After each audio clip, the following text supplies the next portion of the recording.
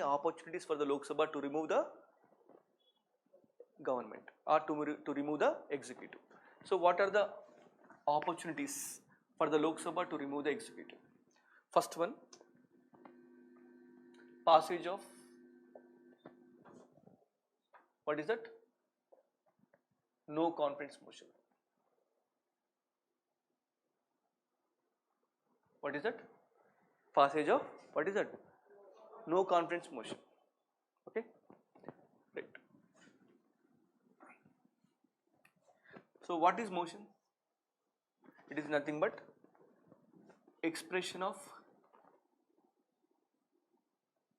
opinion by House.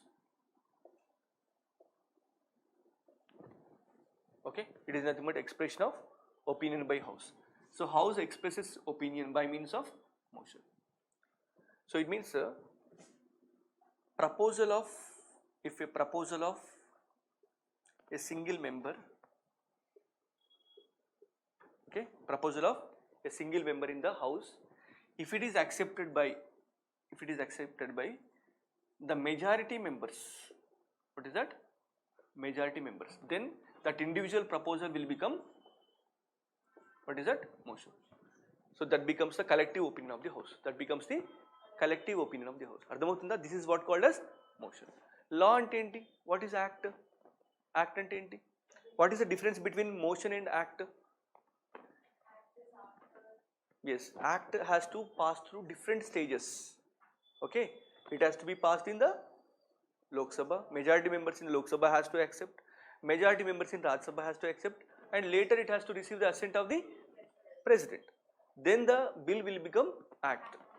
But motion is individual to House. Okay, did you understand? Motion is individual to House. Act is nothing but collective activity of the three institutions: Lok Sabha, Rajya Sabha, and President. Motion is individual. And no confidence motion is individual to which House? Lok Sabha. Individual to Lok Sabha. If majority members, suppose if I am a member of the Lok Sabha, I propose, I have no confidence in this House. I have no confidence in this House. Okay, on this government, no confidence on this government. If the no confidence motion is put for the discussion and voting, if majority members support for this no confidence motion, government has to resign. Government has to resign. Got my point? Government has to resign. So that is what called as, first one is the passage of no confidence motion. Okay, and another important surprising point here is, they don't require to give any reason why they are lacking the trust on the government. Why don't have you trust on the government? They don't require to give any reason. So without reason also you can remove the government. So that's why it is very, very potential tool in the hands of the Lok Sabha to remove the government. That's why government is stable or unstable? Unstable. When it is unstable, is it responsible or irresponsible? Responsible. Because of the instability, what you are trying to establish? Responsible executive. We have responsible executive. In America, they have the stable executive. They have the stable executive. We have responsible executive. Got my point? Why we have given this responsible executive not instead of stable executive? Experience of the colonial rule.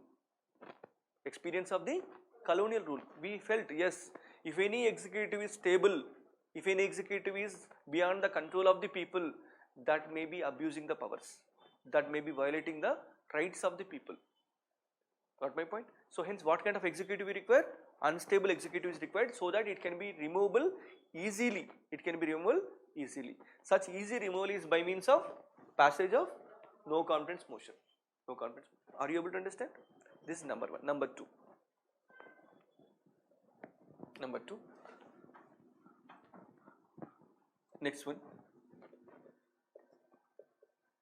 The non-passage